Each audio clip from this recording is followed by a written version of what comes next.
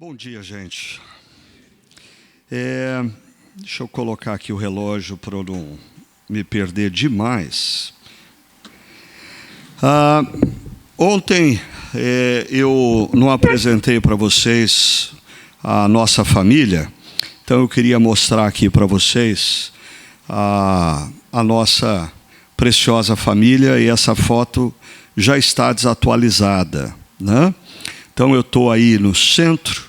Do meu lado direito, eu tenho a minha filha mais nova, Lígia, de 28 anos, que é noiva do Pedro, que está ao lado dela. Eles vão se casar agora em dezembro. O Pedro deve estar ainda nos Estados Unidos, em Las Vegas. Ele é músico e uma canção dele foi indicada para o Grammy. Então ele estava lá na expectativa, mas não levou. Mas só de ser indicado já encheu a bola dele, né? Logo atrás de mim, o Levi, o meu segundo filho, com 34, o Levi agora, né? Ele é professor de português. O Levi, toda a história dele no ensino médio, ele fez escola técnica na área de eletroeletrônica. Tudo indicava que ele iria para a área de exatas, mas no curso de eletroeletrônica ele teve uma professora de português que fez com que ele se apaixonasse pela língua portuguesa. Aí ele fez uma curva e falou: pai, eu vou para a área de humanas. Eu falei: mas você vai fazer o que da vida? Ele falou: eu vou ser professor. Eu falei: pronto. Então, mas ele tem feito um bom trabalho e ele ama o que ele faz. À frente dele, a Jéssica, a minha nora. Ela é arquiteta. Então você pode perceber que a nossa família ela é bem eclética, bem multiétnica, né? A Jéssica é descendente de japoneses. E aí, atrás da Jéssica, a Luísa, que já é conhecida de alguns aqui, a nossa filha mais velha, com 35 anos, a Sônia, o Paulo, que dispensa apresentações na Betânia, e o Gabriel, nosso neto mais velho, e o João, Gabriel com 10 anos, o João com 8 anos. Agora, a nossa vida ou a nossa família mudou drasticamente nos últimos 3 meses, com a chegada do Samuel e da Esther, né? Um casalzinho de gêmeos, filhos do Levi e da Lígia, então, da Jéssica. Então a nossa vida voltou a ser uma babação, né? Toda manhã recebendo foto dos netos, e a gente, é muito bom ver isso acontecendo na vida dos nossos filhos. E eu dizia para o pastor Theo que, vindo para cá, eu me esqueci ontem de fazer uma referência para vocês de um curso que ele pertence a uma série de cursos da Universidade da Família. A Universidade da Família é uma organização criada por uma igreja Holiness, ali na região de Marília, interior de São Paulo. Eles têm coisas muito boas, e um dos cursos deles se chama Crown, de coroa, Crown, que é um curso sobre finanças na dimensão familiar. E já, eu acho que há uns 15 anos atrás, nós começamos a oferecer esse curso para pessoas que a diaconia da nossa comunidade ficava sabendo que estava enfrentando dificuldades financeiras, estava precisando de apoio material.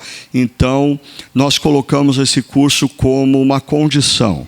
Nós vamos ajudar você, mas você precisa fazer esse curso.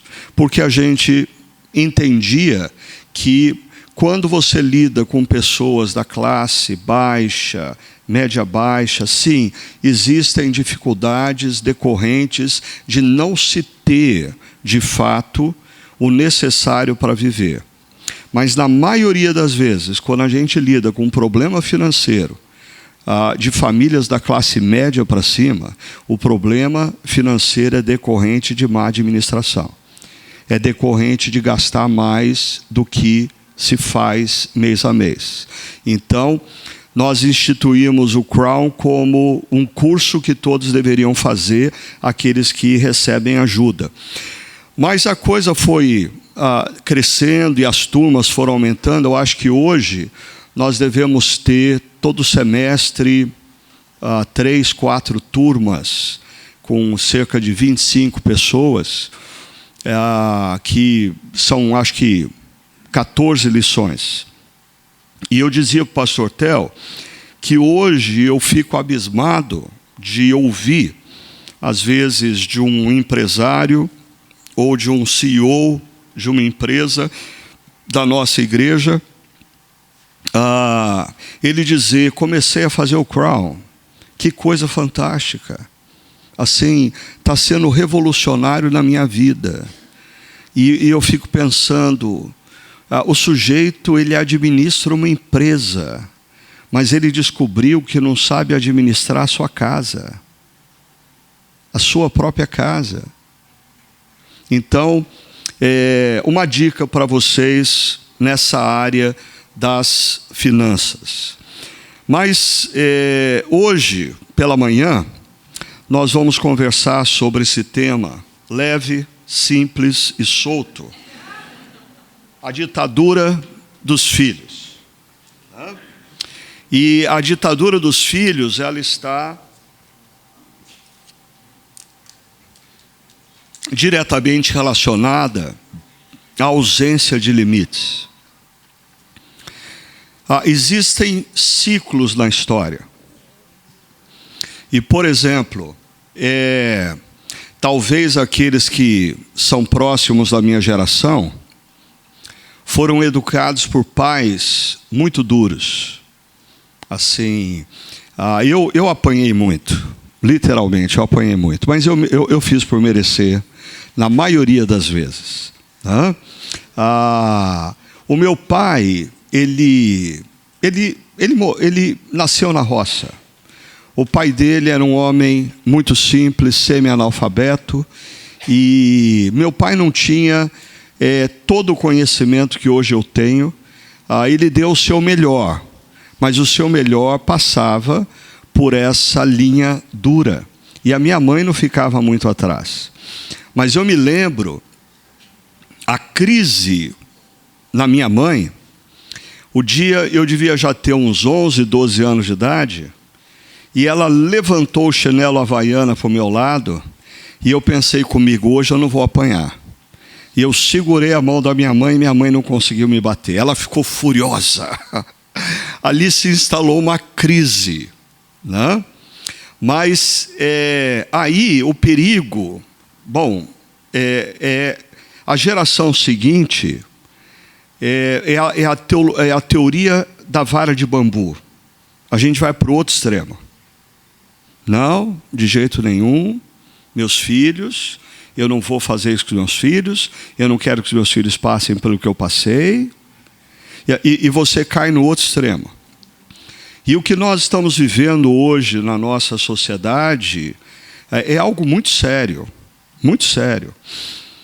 O número de professores na rede pública e rede privada que se afastam do trabalho por problemas emocionais é assustador. O professor que dá aula na rede pública é um herói, porque ele corre risco de vida diariamente. Mas eu me lembro quando eu estava terminando um curso de filosofia e eu precisava fazer estágio, um negócio super chato. Você fica no fundo da sala, não faz nada, mas você tem que ficar lá vendo o professor sofrer. E eu fui fazer o estágio no Mackenzie, uma escola presbiteriana. E eu entrei na sala de aula e eu vi um professor dando aula com os alunos, conversando naturalmente o tempo todo, alguns em pé na sala de aula, conversando entre eles, enquanto o professor falava sozinho lá na frente, apresentando o conteúdo, e os alunos literalmente, era como se o professor não estivesse ali. E aí no intervalo eu me aproximei do cara para tentar saber como é que ele lidava com isso, né? Ele falou para mim: rapaz, a coisa é simples. Eles não são mais alunos, eles são clientes. Se eu pegar um desses rapazes e mandar para a diretoria, o pai vai dizer que eu que não tenho competência para ensinar o filho dele, e quem vai ser mandado embora da escola sou eu, não é a criança. Porque esses pais, eles trabalham com a mentalidade de que os filhos deles não. A geração de pais que gerou os adolescentes que nós temos é a geração que foi altamente influenciada pela educação positiva. Você não pode criticar. Você tem que falar das coisas boas. Então, você leva o seu filho na escolinha de futebol, ele não joga bem. O professor ou o técnico não colocou ele no time principal porque o seu filho é um perneta. Mas dentro do carro, indo para casa, você diz para ele assim: é o professor que não sabe perceber o seu valor. Você, meu filho, você joga melhor do que qualquer um daqueles que estava em campo. Gente, perceba o problema que você está criando, porque esse adolescente vai entrar no mercado de trabalho, e quando um superior disser para ele que ele não está entregando o que precisa,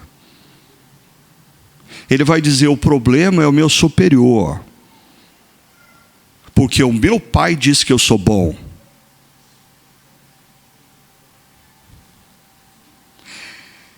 Eu não sei quantos assistiram essa série.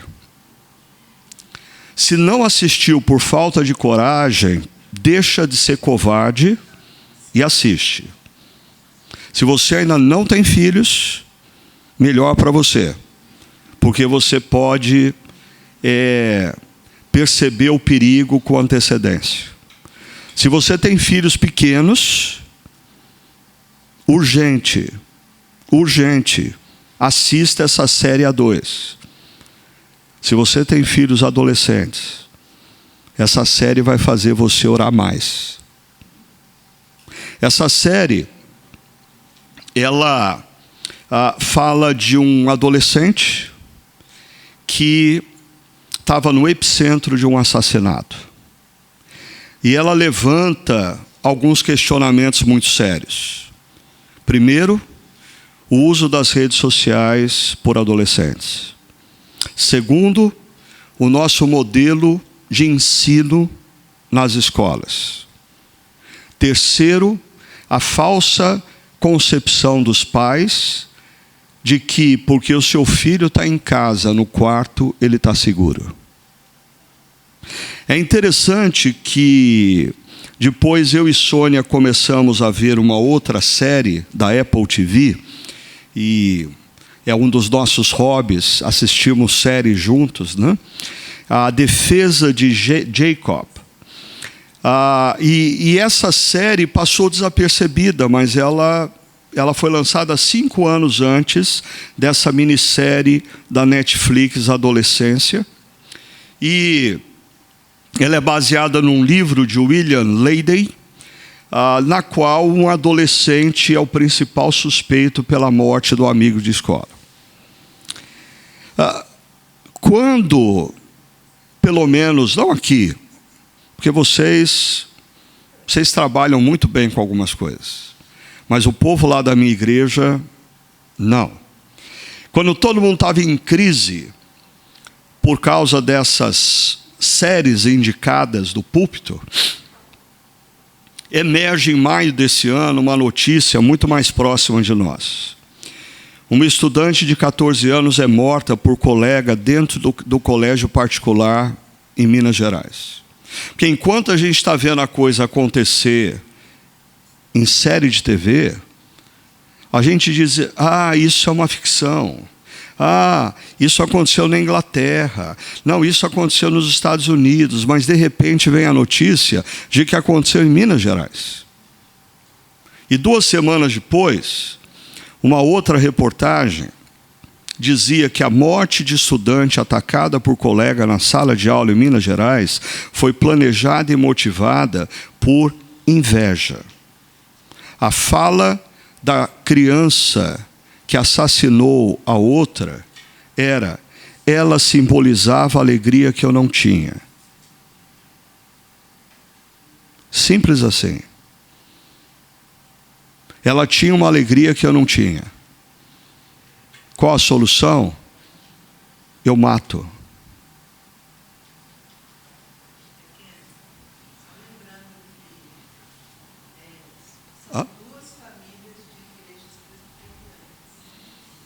Sim. Tanto a família da criança que assassinou, como a família da criança morta, são presbiterianas. Essas duas crianças frequentavam igrejas presbiterianas. Elas estavam aos domingos nas nossas classes de adolescentes. Não é assustador isso? Eu conversava um pouco antes de começar aqui sobre, às vezes, a nossa... E aí, quando eu falo dessa experiência, eu falo em retrospectiva, percebendo os erros e os acertos. Mas, como muitas vezes nós pais falhamos por não perceber que o tempo todo nós estamos formando um futuro adulto. Em coisas simples. Quando um filho pede algo, e não tem problema nenhum em você fazer a vontade dele. O problema é quando você começa a perceber que a vontade do seu filho sempre prevalece.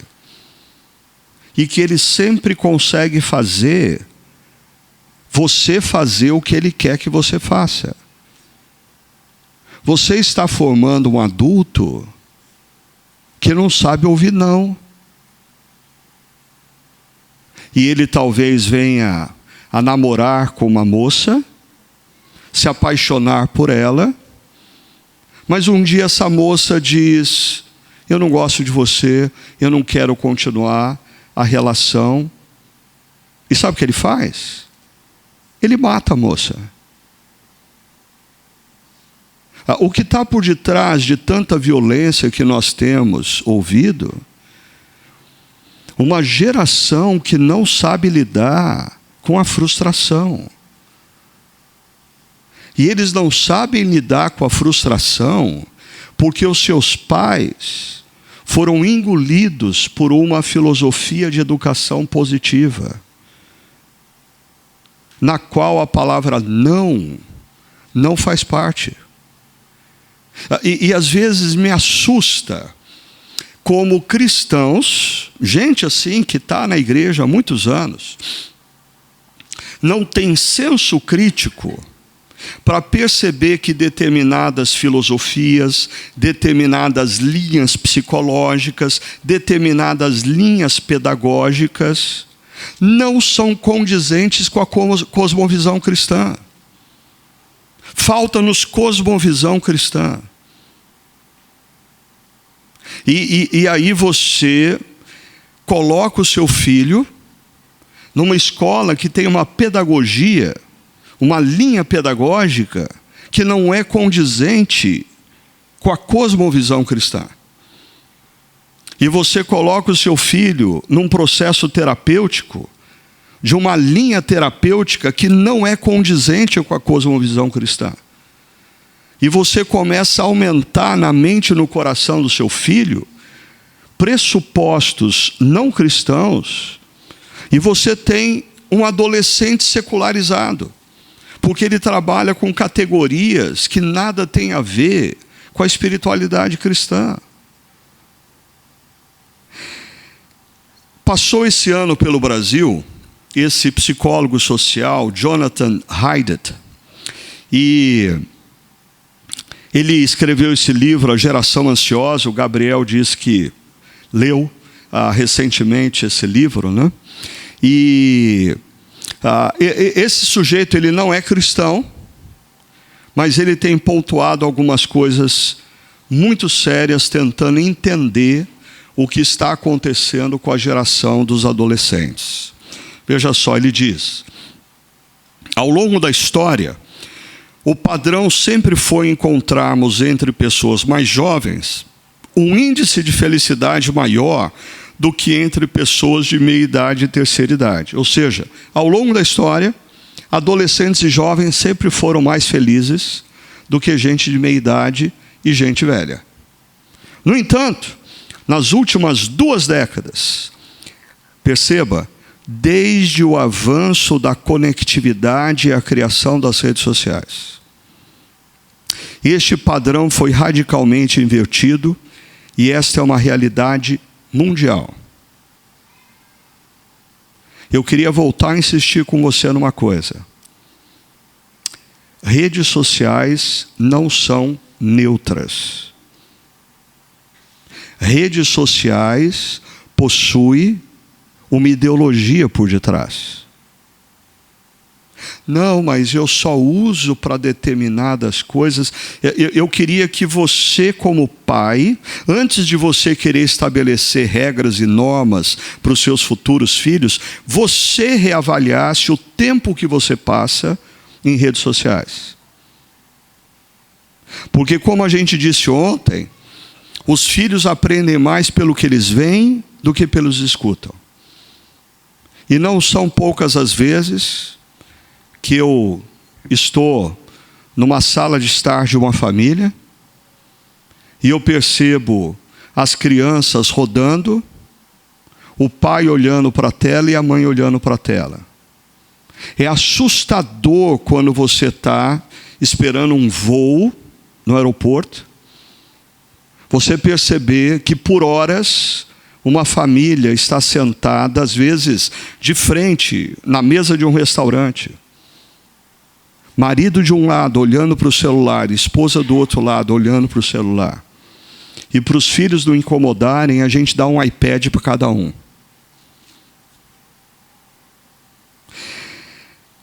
E perceba que o Jonathan Haidt, ele diz que esse não é mais um problema localizado, é um problema mundial.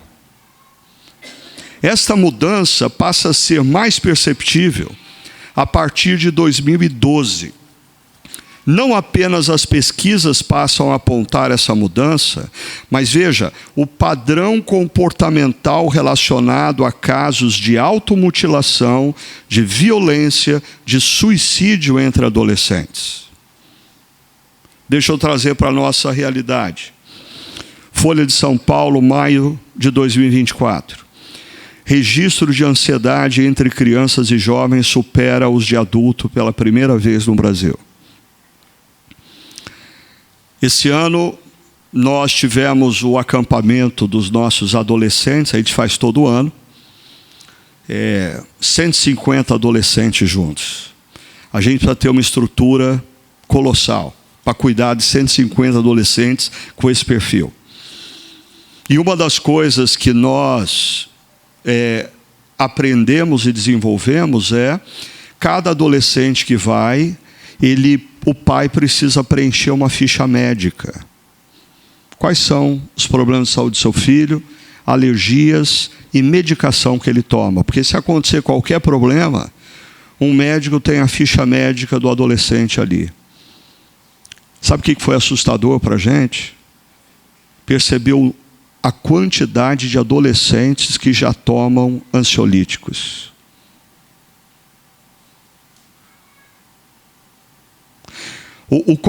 Você sabe que nós, no Brasil, somos campeões mundiais, além da cirurgia plástica, nós somos campeões mundiais no consumo de ansiolíticos.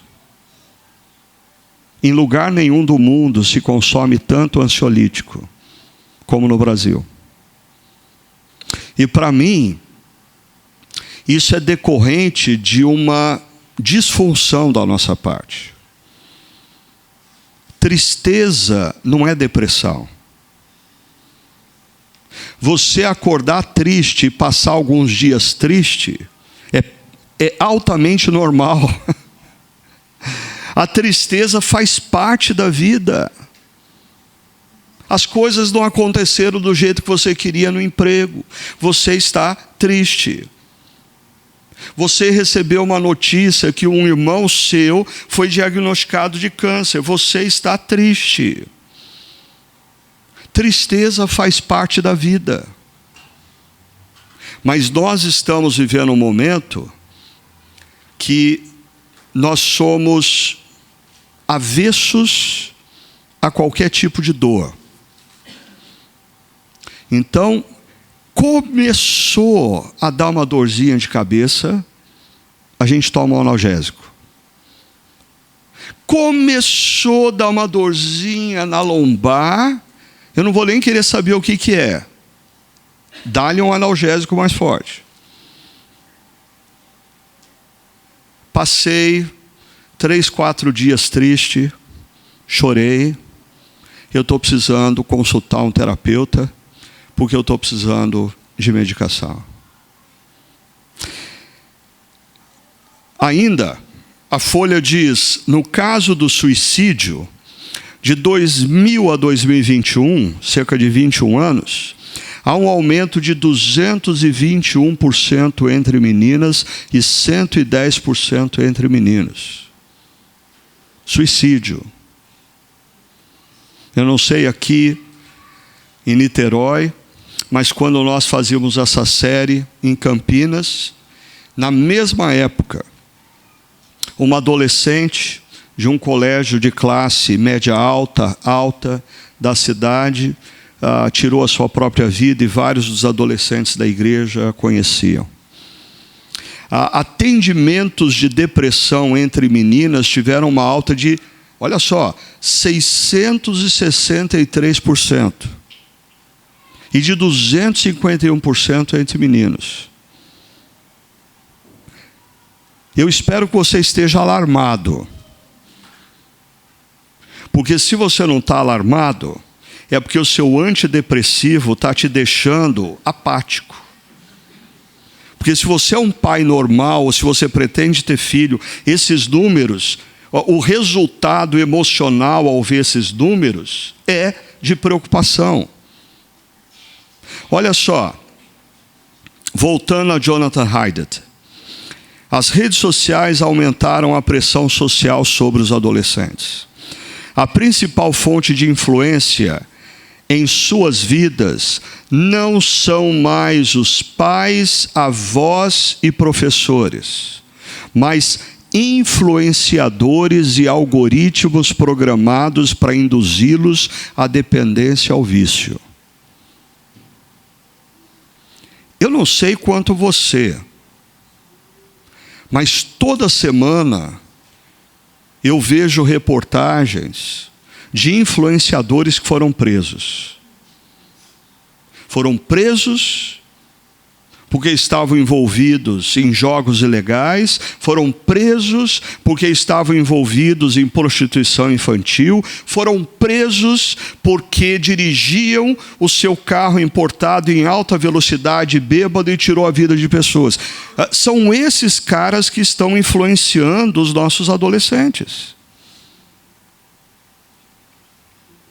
Mulheres que absolutamente nunca fizeram nada na vida, nunca construíram nada, mas ensinando as pessoas a se maquiar, ficaram milionárias.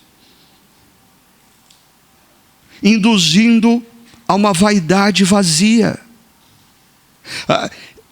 Para você ter uma ideia do que representa a vida desses influenciadores, eu tenho uma dentista que cuida de mim já há mais de 15 anos, E certa ocasião eu estava lá no consultório dela e ela falou muito preocupada acerca do filho dela, que tinha decidido não fazer uma faculdade.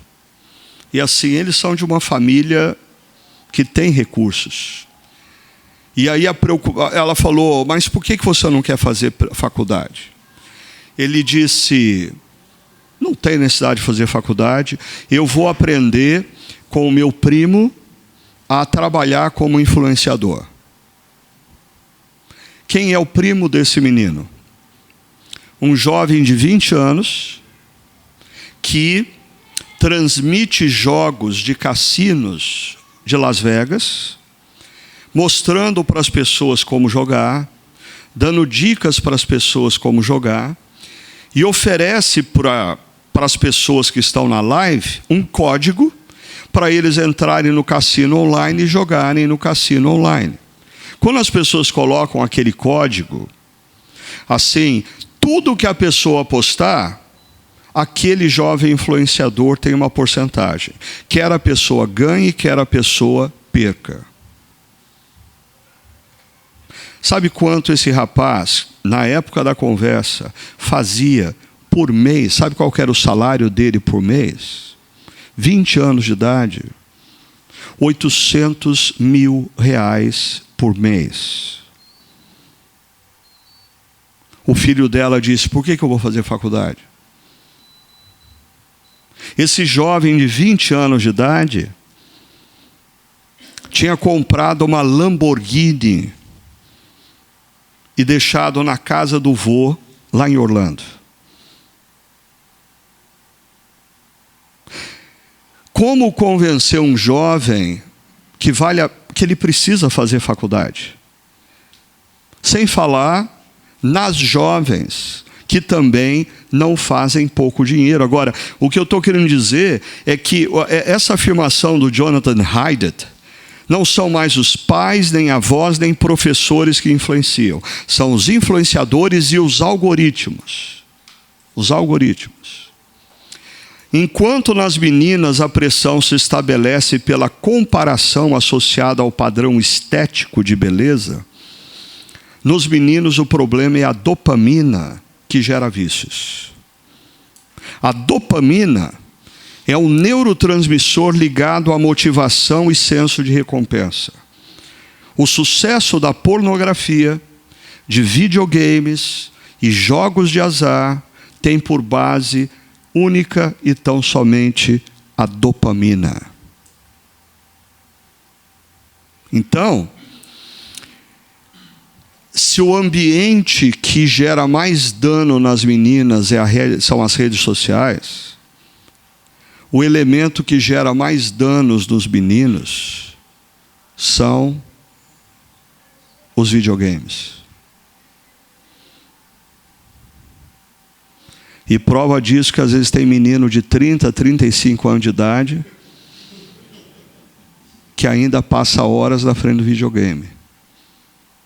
Porque aquele negócio faz a sua dopamina te dar prazer, e aí você precisa outra vez para ter prazer, e você precisa outra vez para dar prazer, e você fica viciado, porque não é o vício, ele não é decorrente da ação. O vício é decorrente de elementos químicos que o seu corpo produz em determinadas ações. O que te vicia não é ação. O que te vicia são elementos químicos que são liberados no seu corpo diante de determinadas ações. Precisamos sempre nos lembrar que não somos clientes das Big Techs. Somos o seu produto. Os clientes são os anunciantes, aqueles que compram os nossos dados. Você não é cliente do Instagram. Você é um produto para o Instagram. Um produto que o Instagram, com os algoritmos, tenta te manter o mais tempo possível conectado. Quando você dá um like, O Instagram aprendeu mais de você. E ele vai jogar diante dos seus olhos mais do que você gosta. Ah, mas você não precisa dar like. Basta o seu visor parar numa cena, o Instagram identificou o seu interesse. E ele vai começar a jogar mais disso diante de você. E essas ferramentas vão ficando tão sofisticadas que pela sua expressão facial, porque um dia você, para entrar no Instagram, foi feita uma pergunta para você assim, você leu o contrato de condições? Você leu? Você não leu? Você queria entrar no Instagram. Ou quando eles mandam uma mensagem assim, nós mudamos as nossas políticas de privacidade, e mandam um texto que você vai levar 3 dias para ler e vai ter que contratar um advogado para entender o que eles estão dizendo. O que a gente faz? Concordo. E uma das coisas que essas redes sociais têm acesso é a sua câmera. A sua expressão facial diz se aquela informação te atrai. E você vai ficando condicionado. Assim, abrindo um parênteses, né? Isso explica o problema que a gente tem vivido nos últimos anos no Brasil, da polarização política. Porque o indivíduo, ele começa a acessar a rede social e ele vê lá um cara que fala o que ele gosta, ele dá um like. Aí ele vê lá um cara que fala o que ele gosta, ele para um pouquinho mais. E de repente o algoritmo vai jogando para ele só o que ele gosta, só o que ele quer ouvir, e o cara começa a ter a sensação que o mundo inteiro pensa como ele. De que existe, assim, se ele está numa bolha que diz que existe uma grande conspiração mundial e que nós precisamos pegar nas armas e lutar contra essa conspiração mundial, é uma questão de tempo para esse sujeito acreditar piamente nisso. Por quê? Pastor, o senhor não está vendo as redes sociais? Todo mundo está falando disso. Todo mundo que os algoritmos determinaram que você quer. Alguns anos atrás, uns 3 anos atrás, eu fui convidado para uma conferência sobre tecnologia na Dom Cabral, em Belo Horizonte. A Dom Cabral tem um centro tecnológico lá, tremendo. Eles têm um hub daquele computador da IBM, o Watson, né? Eles têm um hub do Watson ali. E coincidiu de a pessoa que me pegou no aeroporto, pegou um outro cara que ia ser preletor, que era um português. E assim, fui conversando despretensiosamente com o sujeito e tal, e perguntando o que ele faz. Ele falou, eu trabalho, ele estava trabalhando agora para uma organização não governamental cristã. Mas ele falou, eu trabalho para políticos, eu trabalho para empresas. Falei, mas me fala um pouquinho mais, qual que é o seu trabalho? Ele disse, o meu trabalho é fazer com que as pessoas concordem com o que a empresa que me contratou quer fazer, ou a organização que me contratou quer fazer. Falei, não entendi. Ele falou assim, por exemplo, se você vive num país que tem uma lei que impede você, a sua empresa, de ganhar dinheiro, você me dá 3 anos e eu mudo essa concepção. Como? Por exemplo, questão do aborto. Através de programação e algoritmos, ele vai fazer com que todas as vezes que você faz uma busca, aborto, o seu filho está fazendo trabalho para a escola, aborto.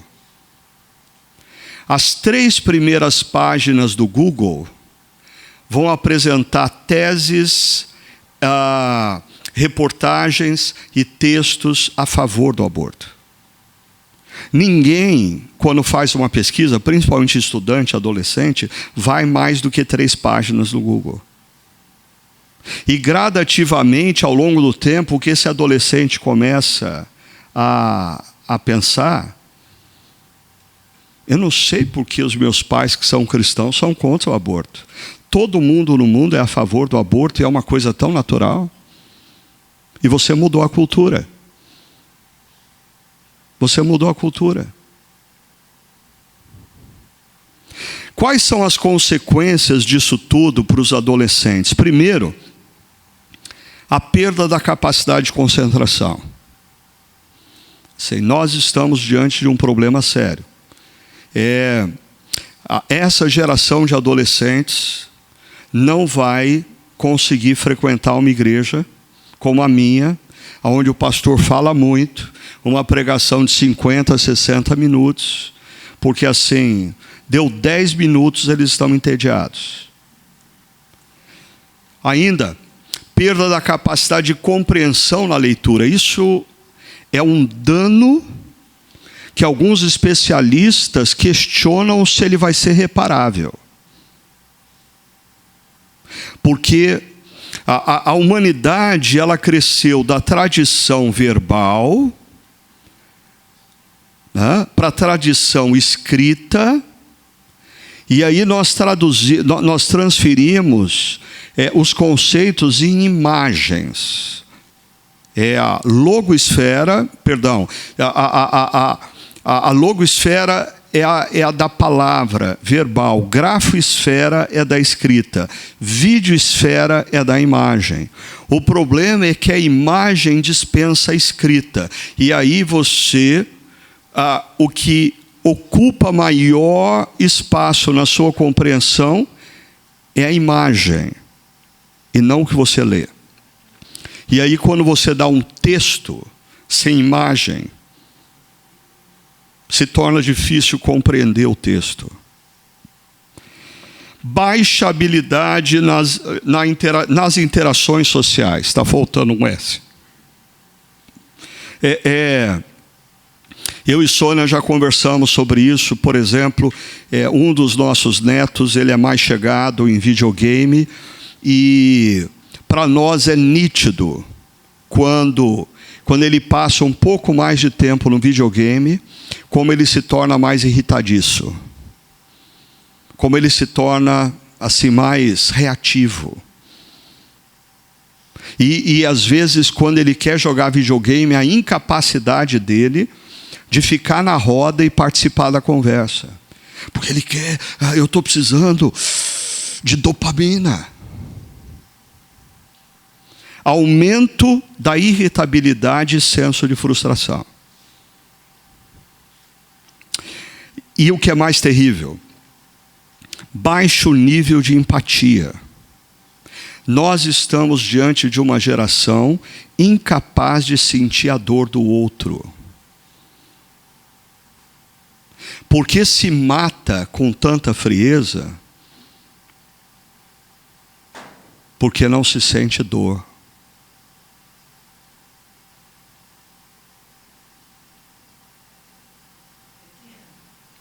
Vem aqui. O pessoal não consegue escutar você. Você consegue escutar? Sou mais tímida do que você estava falando ali de consequências na vida dos adolescentes, mas recentemente eu fiz uma autoavaliação. A perda de capacidade de concentração que tem é enorme. Eu falei, alguma coisa além da menopausa deve estar acontecendo aqui. E tem a ver, sim, com essa nossa tendência de querer cada vez ler menos. Eu não sei se você já passou por essa avaliação. Antigamente, nas redes sociais, haviam os blogs. No blog você lia pacientemente toda aquela história que estava assim. Hoje você consegue ler um texto grande no Instagram, gente? Não consegue. E aí eu reparei que eu estou tendo muita dificuldade para ler um livro. Alguma coisa está acontecendo e tem a ver com essas coisas, e não é só nos adolescentes. Se está acontecendo na nossa mente que o nosso cérebro já está amadurecido, já passou por todas aquelas sinapses, nós estamos morrendo as sinapses cerebrais dos nossos cérebros com esse negócio.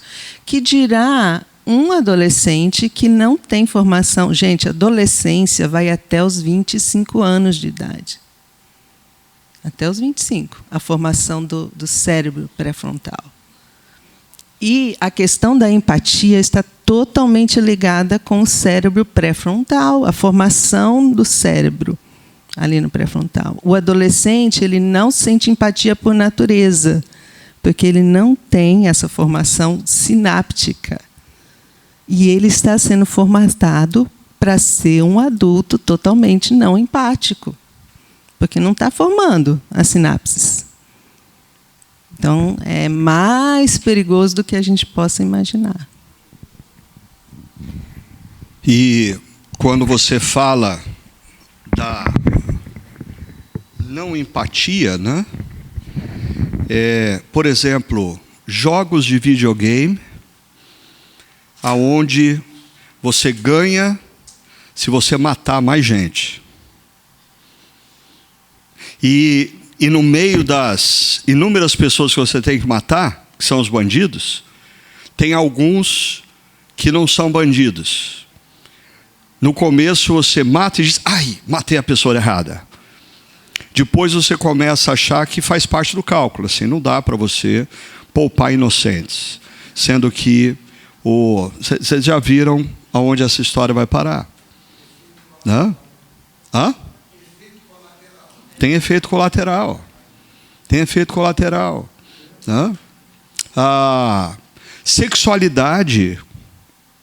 Existem pesquisas mostrando que os casais mais jovens hoje têm menos apetite sexual do que os casais das outras gerações. Por uma razão: hiper exposição ao sexo. Perda de interesse. Mas o que fazer? A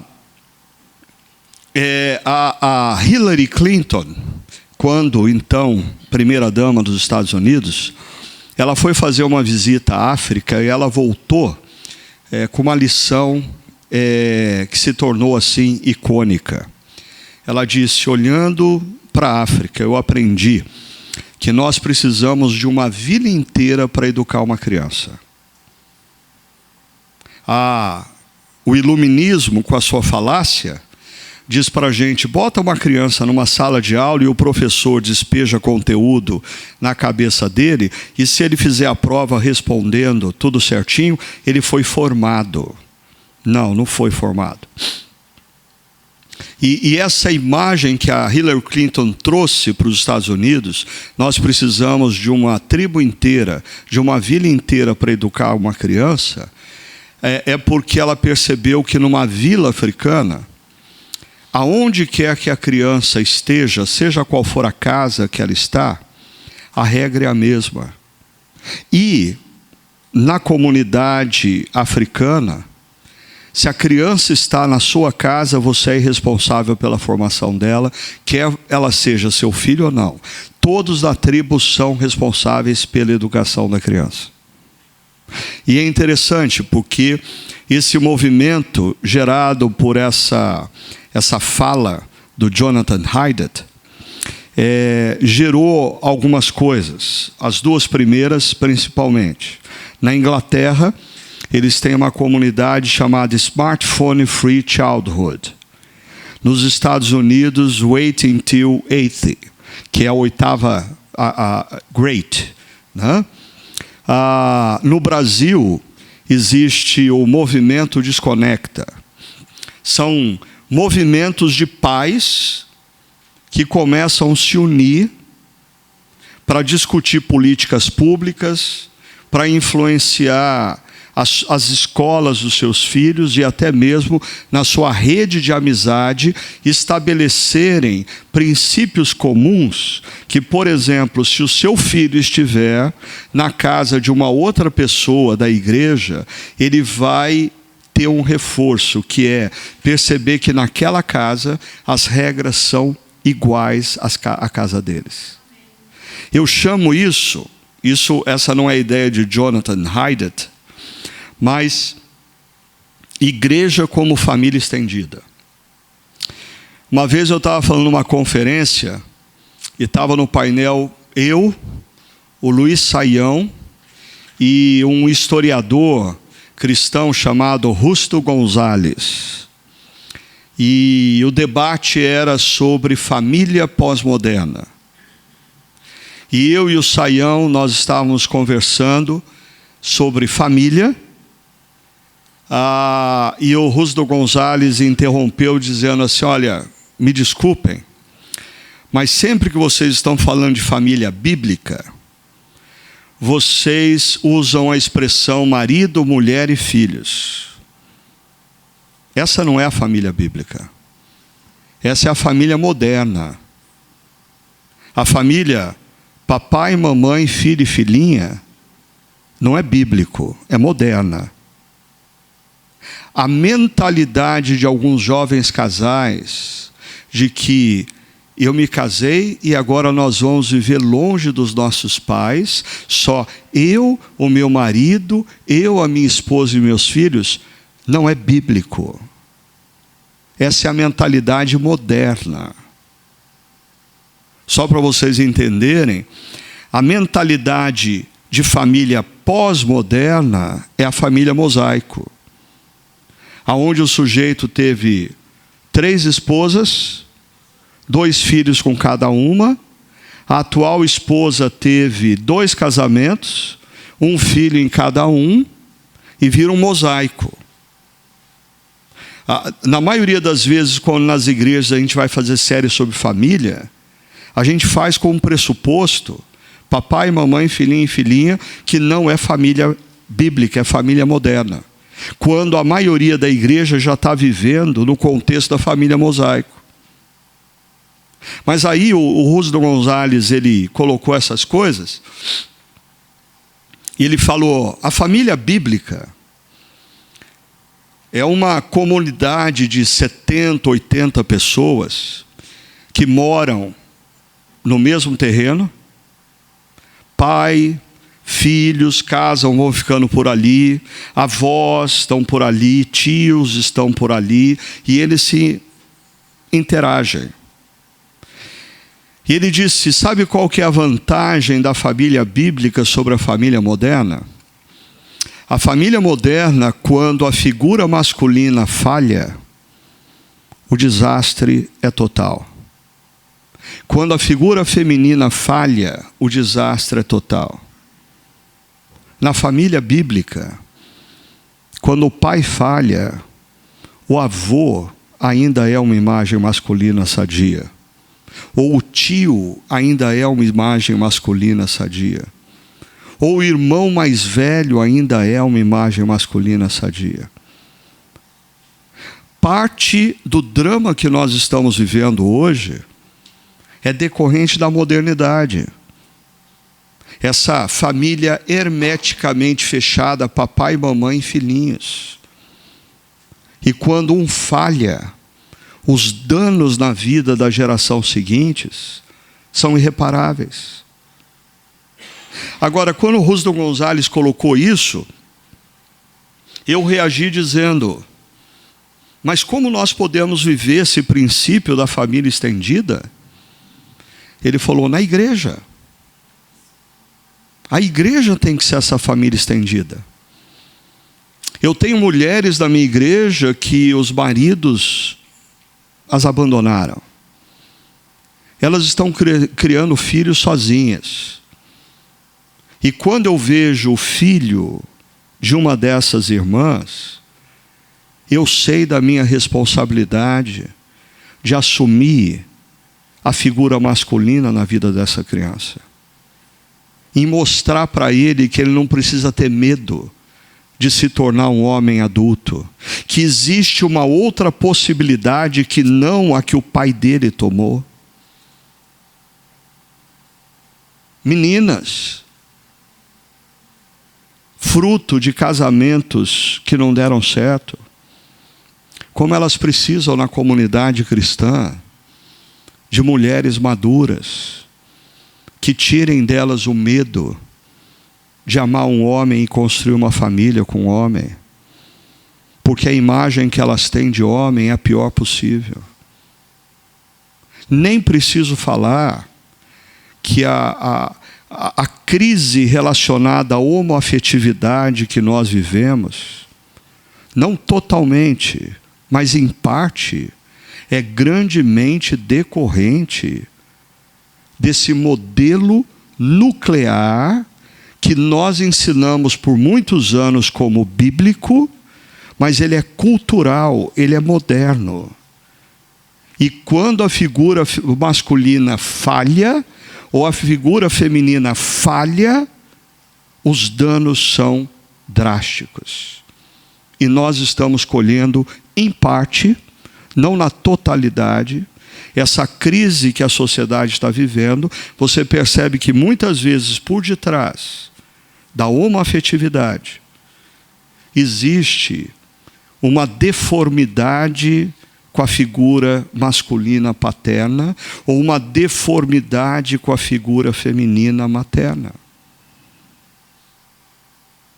Algumas ações e decisões comuns, seja nesses grupos fora da igreja, seja numa igreja que decida ser uma família estendida, e os pais dos adolescentes perceberem que eles precisam formar uma comunidade que concorda com alguns princípios. E os filhos de vocês, independentemente da casa que eles forem dormir, eles vão descobrir que na outra casa os princípios são os mesmos da casa dele.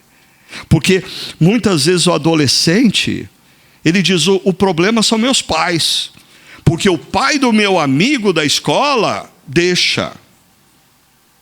Mas e se seus filhos começarem a viver numa comunidade, inicialmente da igreja, aonde ele perceba que o que ele não pode em casa, o amigo dele também não pode lá?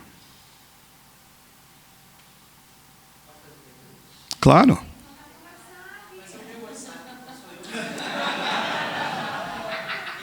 Então respeita o WhatsApp que você criou.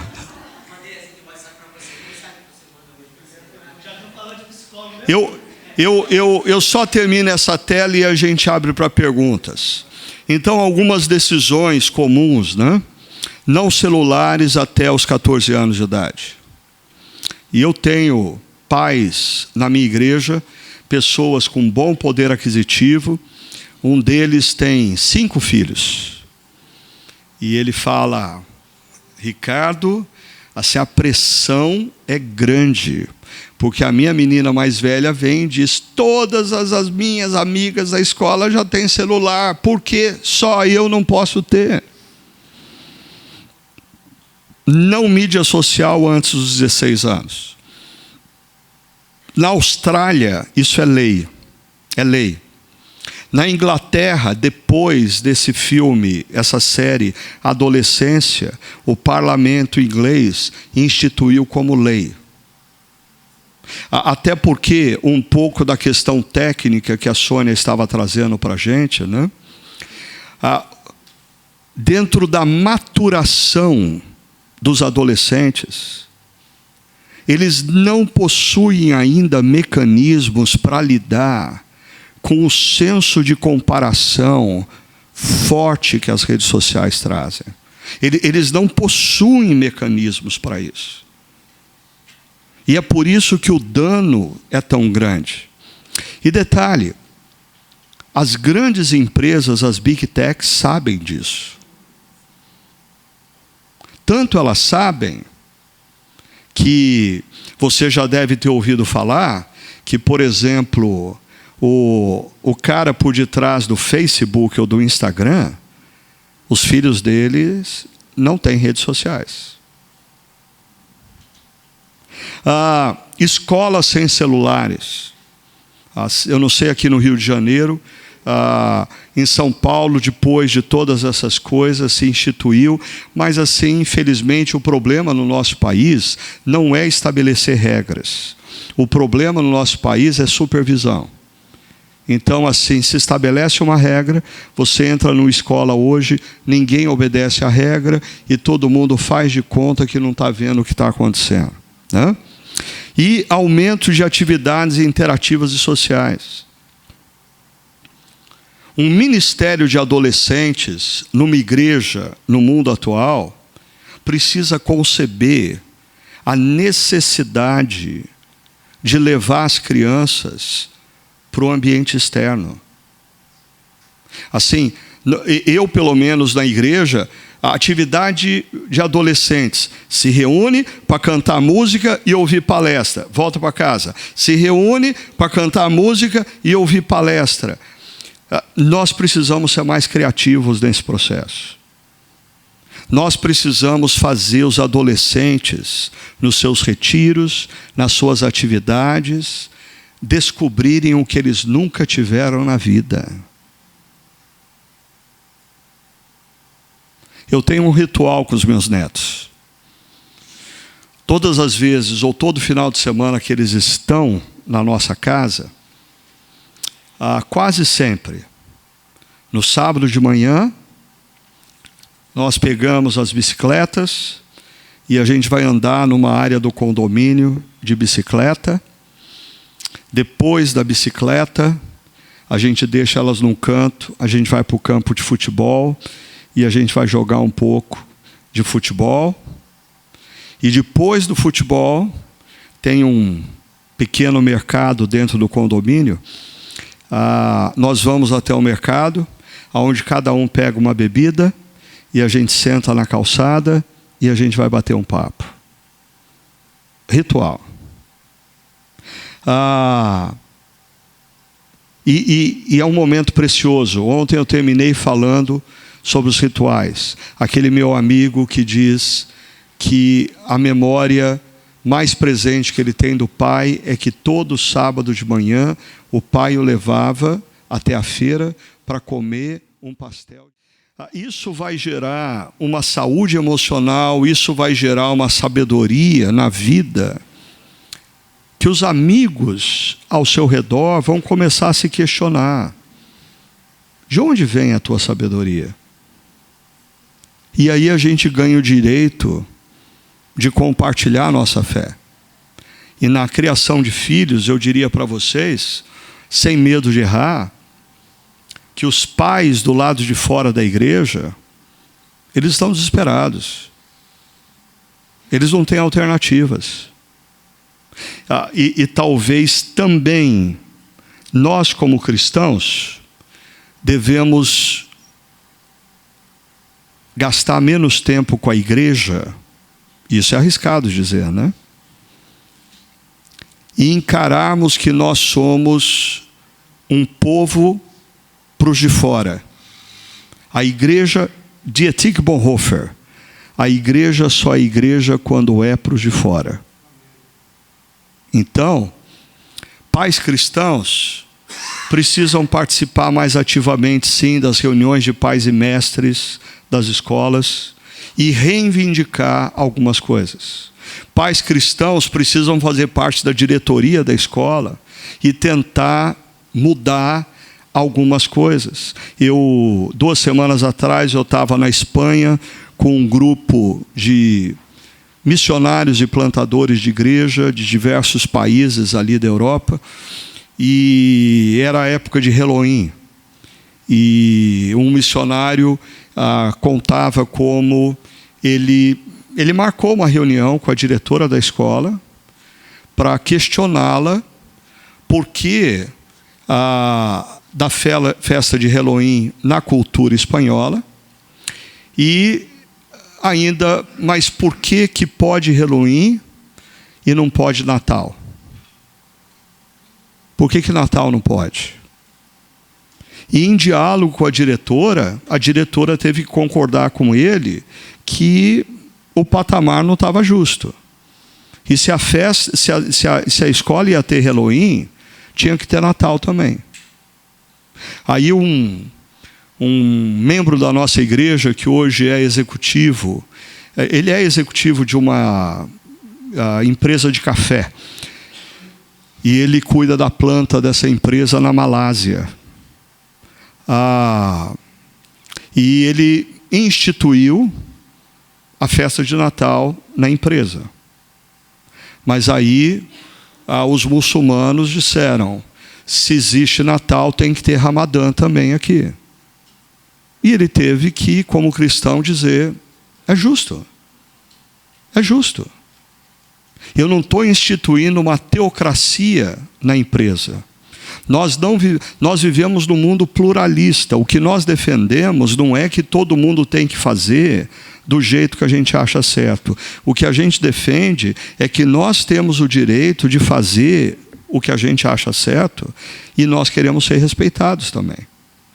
Então, eu acho que esse gap entre os nossos filhos e os filhos de pais que não são cristãos tende a diminuir na medida em que nós nos relacionarmos com esses pais e gradativamente eles perceberem que nós temos uma sabedoria que eles não têm. E aí eles vão levantar o questionamento: de onde você tirou isso? No mundo pós-moderno que nós vivemos,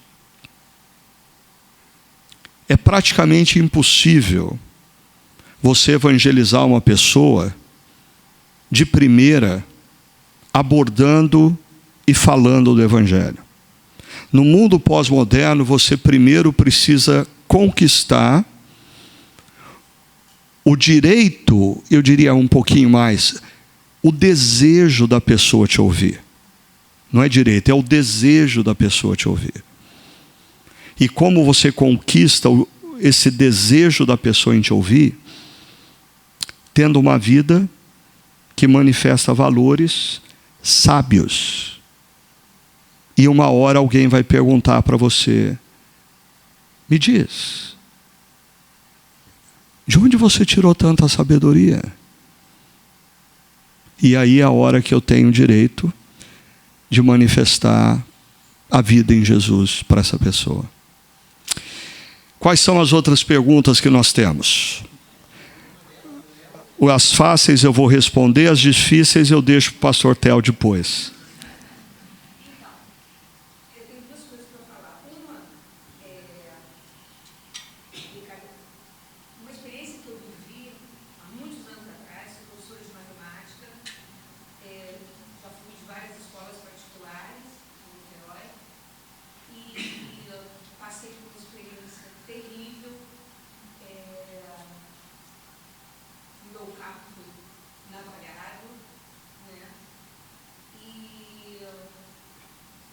E tudo levava a crer que tinha sido por um aluno, né? Que havia sido reprovado por mim. Ao mesmo tempo, nesse mesmo período, na sala de aula, um aluno de quinta série estava armado. Então, só para dizer que eu já vivi coisas terríveis na sala de aula. Tive que ir à polícia. Chegando na polícia, eu fiquei com muito medo na época. Eu e as meninas disseram para mim: você não vai voltar mais para a escola? Eu falei: não, eu vou continuar na minha profissão dando aula. E não queriam que eu fosse mais trabalhar, mas eu continuei indo, mas eu fui à polícia para deixar registrado se algo acontecesse comigo. Aí o policial falou para mim: sério, você é professor de quê? Sou professor de matemática. Você tem que aprovar todo mundo. Eu falei: eu não vou aprovar todo mundo, eu vou fazer o que é certo. Então, eu já vivi experiência de pânico. Então, quando você falou de professor,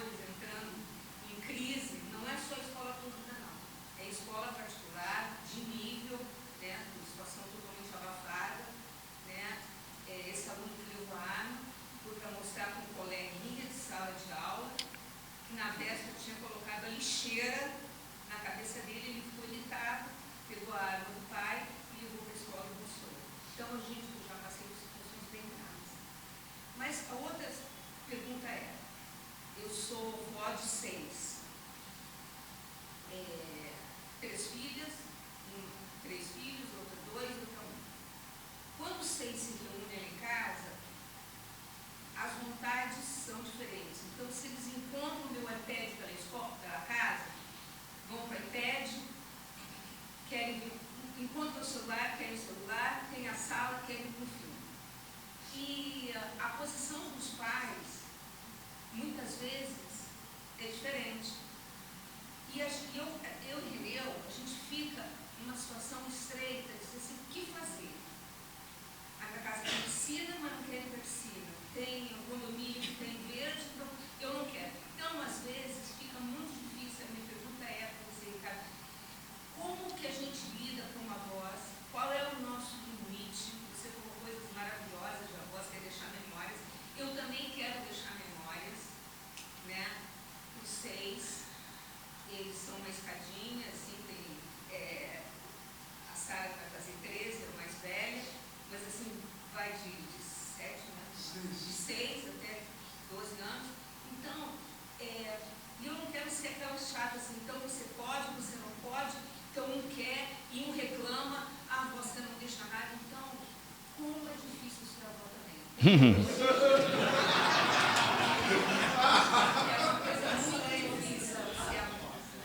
Se por um lado eu quero deixar fazer alguma coisa, um dos pais não vai gostar.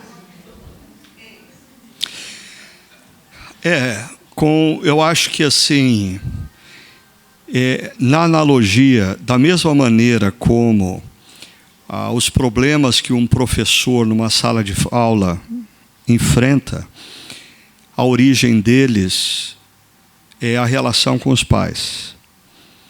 Eu também diria que as dificuldades ou possíveis dificuldades que avós enfrentam é decorrente da relação daquelas crianças com os pais.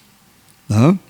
Existem pais mais permissivos, existem pais mais repressores. Né?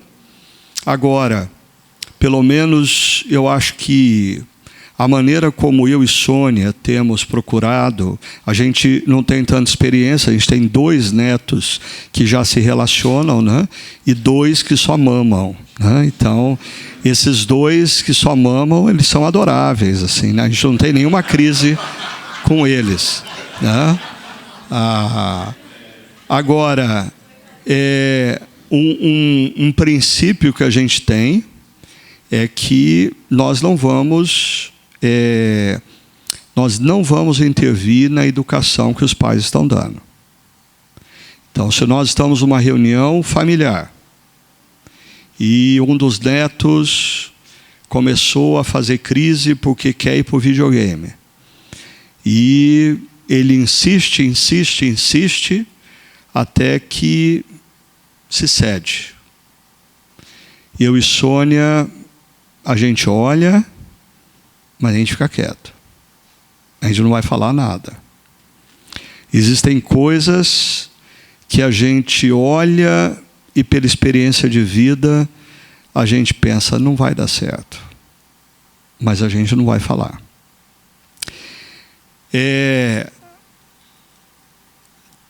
A relação, isso entra numa dimensão mais ampla, que é a relação dos pais com filhos adultos, né?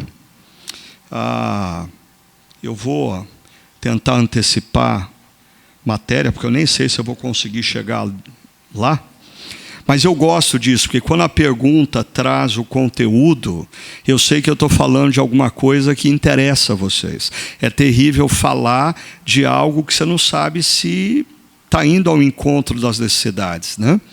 Então, existem diferentes estações na vida. Na infância, a nossa relação é mais direta.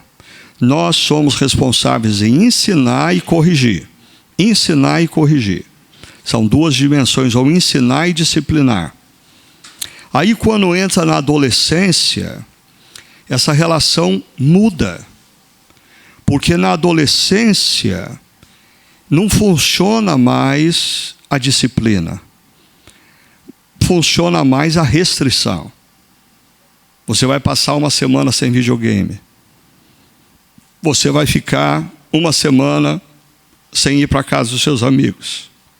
Mas ainda tem ensino.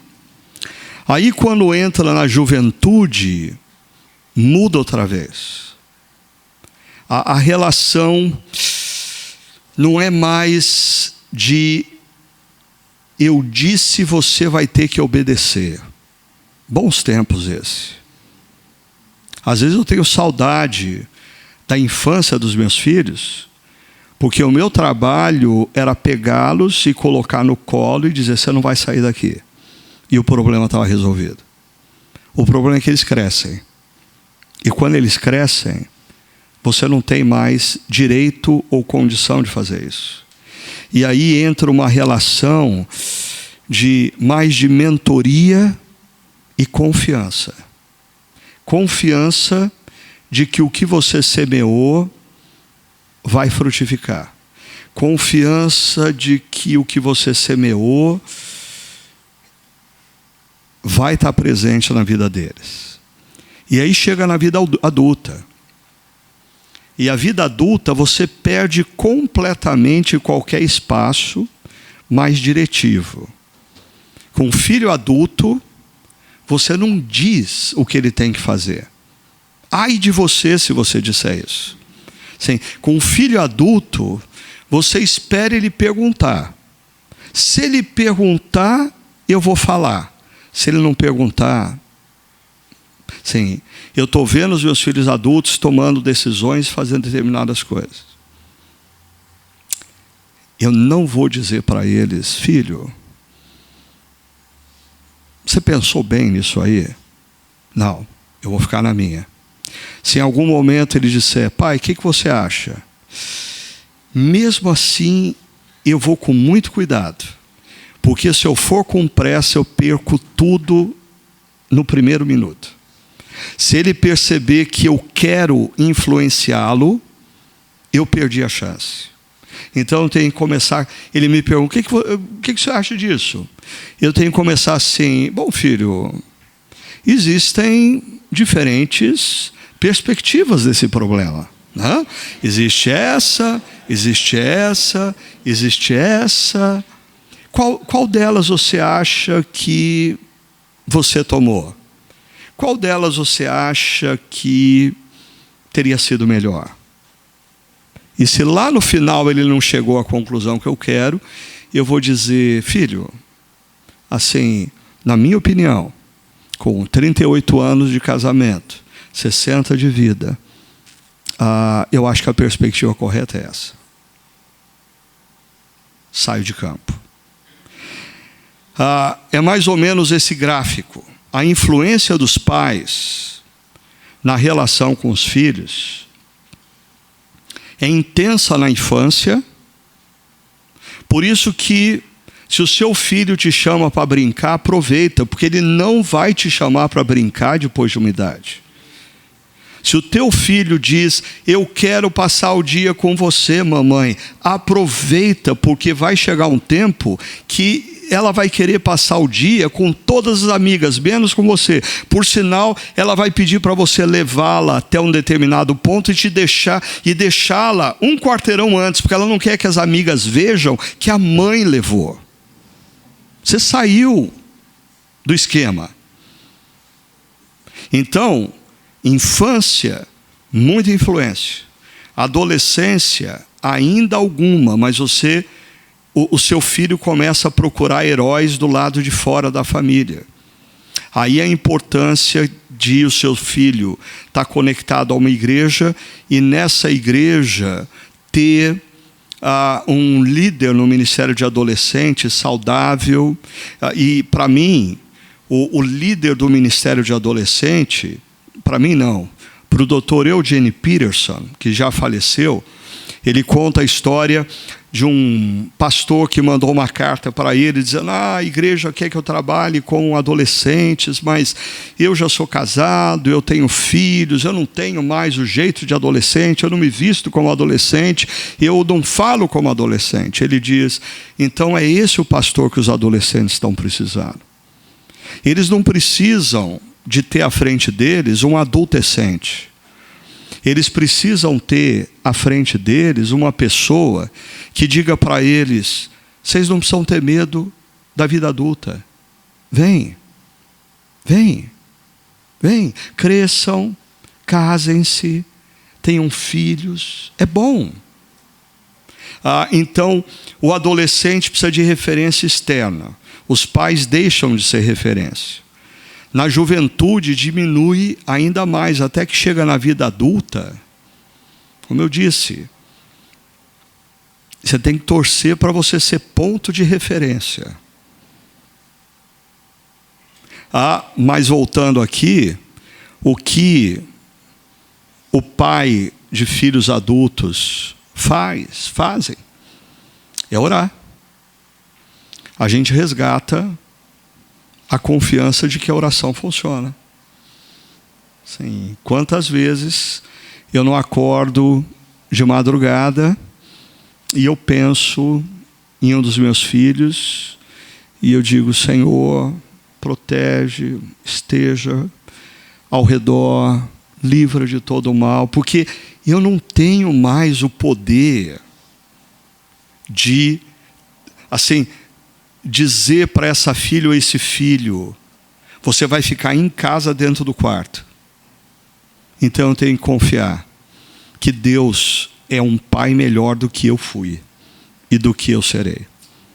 Então, a relação com filhos adultos muda. Então, eu acho que esse gráfico aqui que eu coloquei para vocês é muito importante para aqueles que têm filhos pequenos perceberem que... Acho até interessante retomar aquela história do rei Ezequias, quando Deus dá a Ezequias 15 anos, porque Manassés, o filho dele, vai nascer nesse período. E eu diria que a influência sobre os seus filhos você tem aproximadamente por 15 anos. Se você não conquistar o coração do seu filho nesse período, você o perdeu.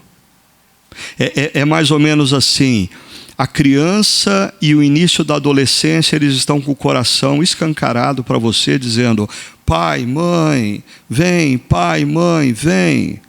Quando chega numa fase da adolescência, o coração fecha. Aí, se você está do lado de fora, só te resta orar. E aí eu entendo por que o autor de Provérbios fala tantas vezes: filho, me dá o seu coração. Filho, me dá o seu coração. Eu lembro de um amigo que eu não vejo há muitos anos. Sei que ele já passou há muitos anos atrás aqui na Betânia, o Rubem Amorese, lá de Brasília. E o Rubem contava, há 30 anos atrás, a história que o filho dele, ainda pequeno, subiu no sofá, ficou assim mais alto do que ele, e olhando de cima e para baixo, disse assim: pai, o senhor acha que quando eu tiver desse tamanho eu ainda vou te obedecer? Ele virou para o filho num insight de sabedoria e disse: se você ainda me amar, você vai me obedecer. Mas se não foi cultivado amor, se você não tem o coração,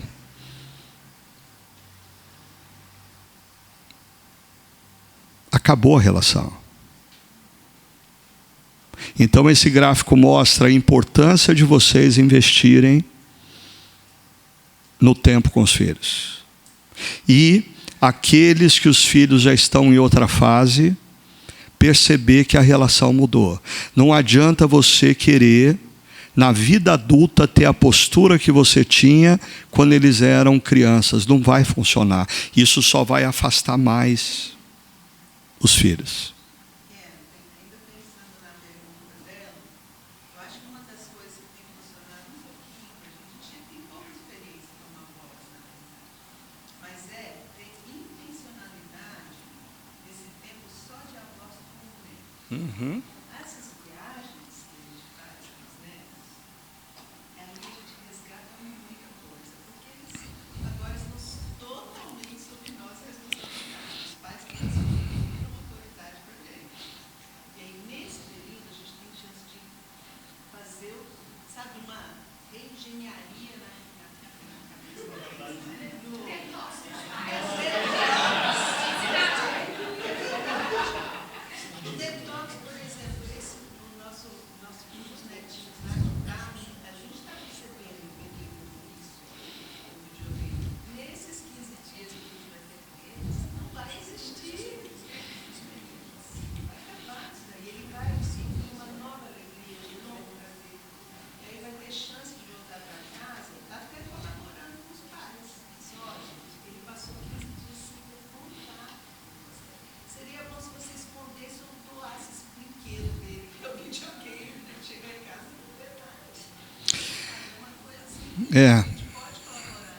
Eu diria, o que a senhora está querendo dizer não é que a gente usa esses 15 dias para sabotar a criação que os pais dão.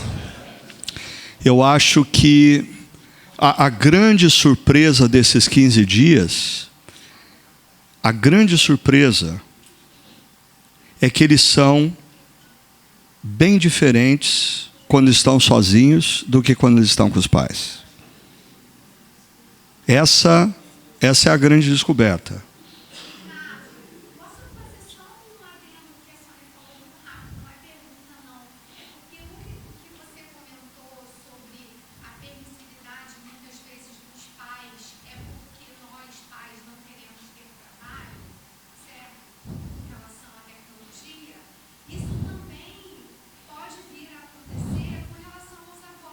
Sim.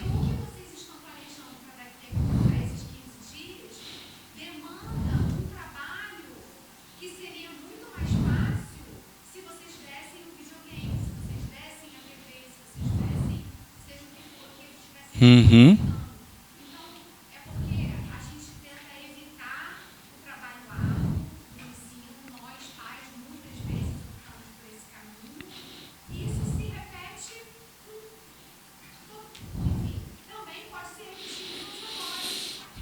Uhum. Ou muitas vezes na escola, meu filho chegou essa semana e falou que eu fiquei 40 minutos na Beethoven. E eu fiquei pensando, na escola, ó céus, por que não fizeram outra coisa? Por que não foram para o parquinho? Por que não abriram a própria palavra, se fosse o caso? Então, isso se repete, né? Sim. Eu acho que a gente precisa perceber que a permissividade ela tem duas fontes. E as duas fontes são pecaminosas. A primeira fonte é um dos 7 pecados capitais, chamado de assedia. Assedia, mais conhecido como preguiça. Nos 7 pecados capitais, a assedia não é um pecado do corpo, é um pecado da alma. É preguiça na alma. Assedia, para mim, foi um dos grandes pecados de Davi. Davi teve preguiça de intervir na vida dos filhos. Sabe aquela coisa assim, se eu disser não vai dar um trabalho, é melhor dizer sim. É assedia. Pecado é preguiça da alma.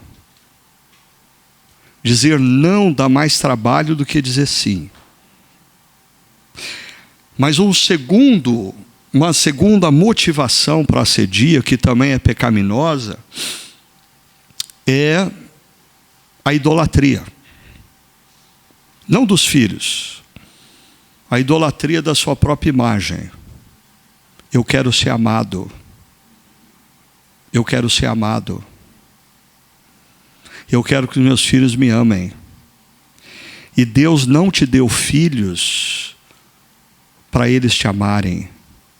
Deus te deu filhos para você os amar. Então, um pressuposto básico na educação dos filhos é que os pais são maduros o suficientes para não terem pressa em serem amados.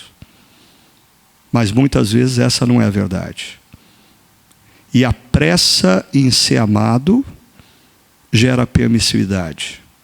E qual é a fonte dessa permissividade? Idolatria. Eu quero ser amado. Agora. Porque na educação de filhos, você constantemente tem que decidir se você quer ser amado agora ou você quer ser amado daqui a 20, 30 anos. Quando o seu filho tiver filhos, ele compreender tudo o que você disse e falou numa outra perspectiva, e quem sabe um dia, na mesa do almoço de domingo, ele diga: pai, eu tive pensando numa coisa, você estava certo. Mas isso demora. Isso demora. Eu diria, no meu caso, esse tempo ainda nem chegou. Mas eu estou esperando que um dia vai chegar.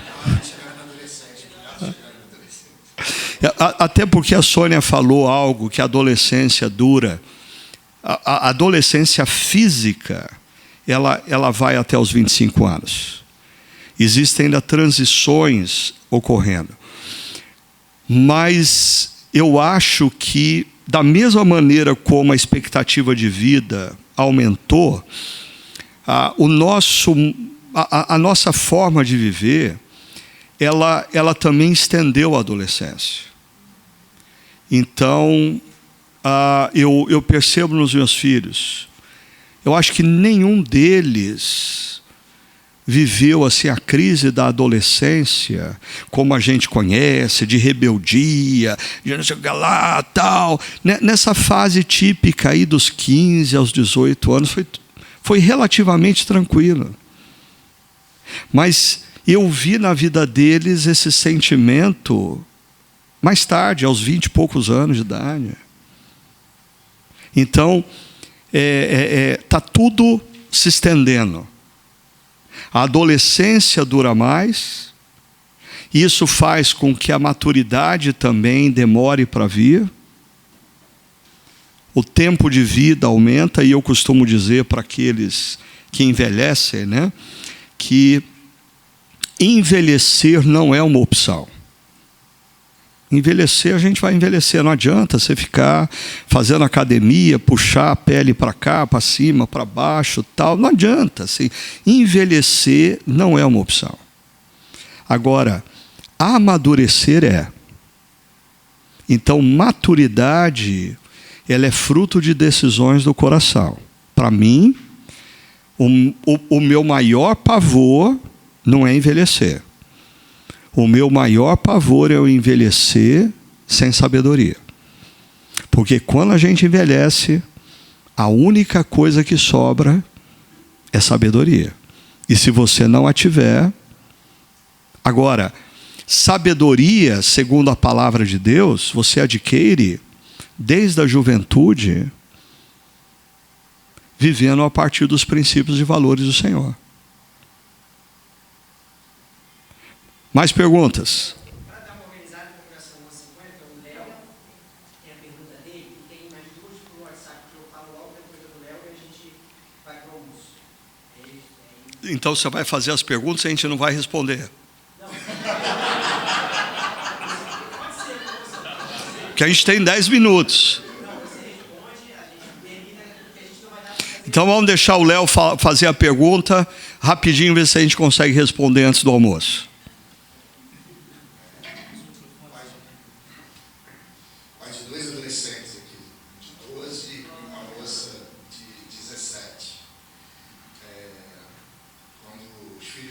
Nasce a culpa, né, também. A gente já começa, antes de ter filho, dificilmente a gente se sentia culpado. Comigo aconteceu isso. Assustador tudo o que você traz, quase aterrorizante, primeira parte. E a gente se esforça em fazer tudo certo. Só que vai chegando na adolescência, vai ganhando algum grau de independência. E os filhos vão fazendo burrices. E você fala assim, eu ensinei. E mesmo assim faz burrice. Às vezes, a gente cria uma teologia da prosperidade evangélica, de que se eu proibir isso, se eu não fizer, isso vai pesando o coração do casal, que aí começa a briga, a culpa é sua, a culpa é do seu pai, a culpa é da sua mãe, do avô, isso é porque está convivendo muito com a tia.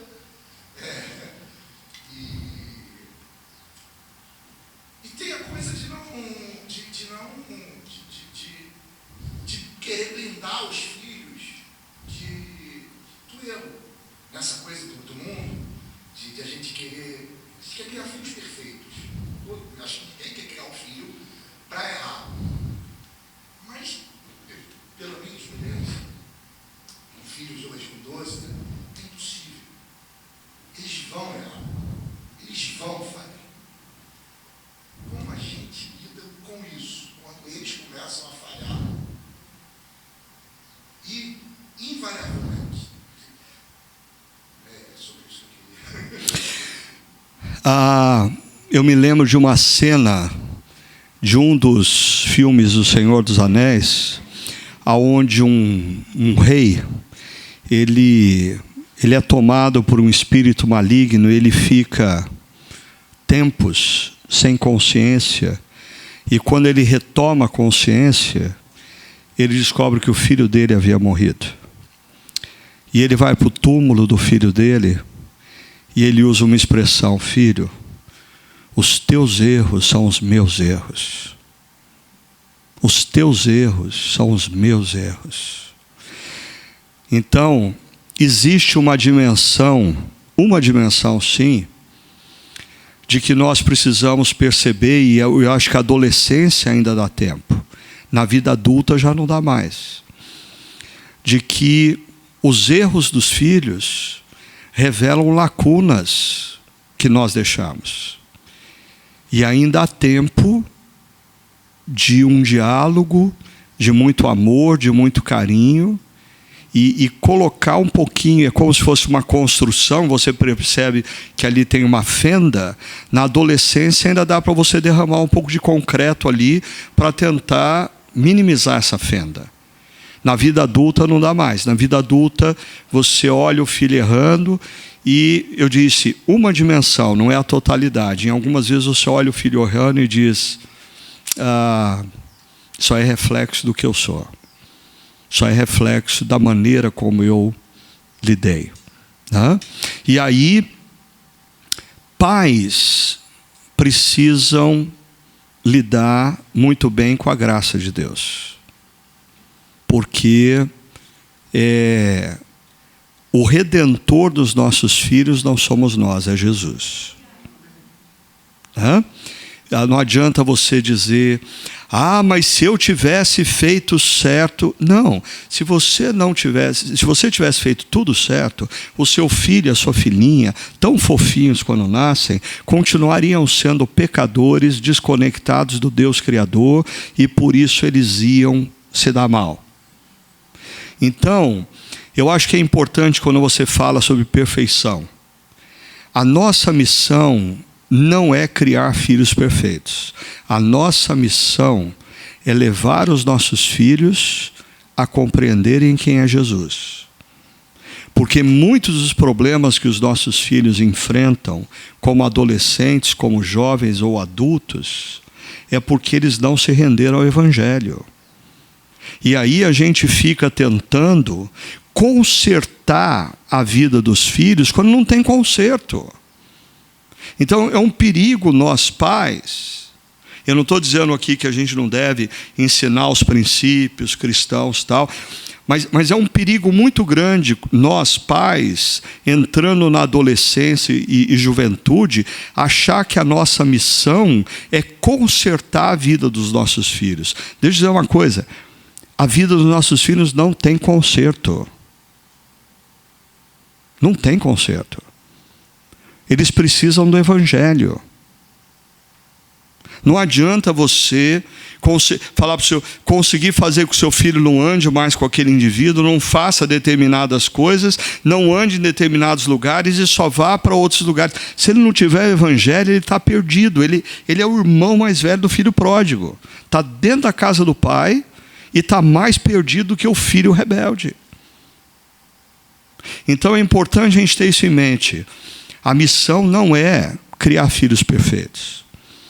A missão é conduzir os nossos filhos à salvação em Jesus. Eu me lembro, eu acho que foi a Lígia, a nossa mais nova, todos eles até a 8ª série estudaram em escola cristã. Em parte porque eu tinha desconto, então era o que a gente podia pagar.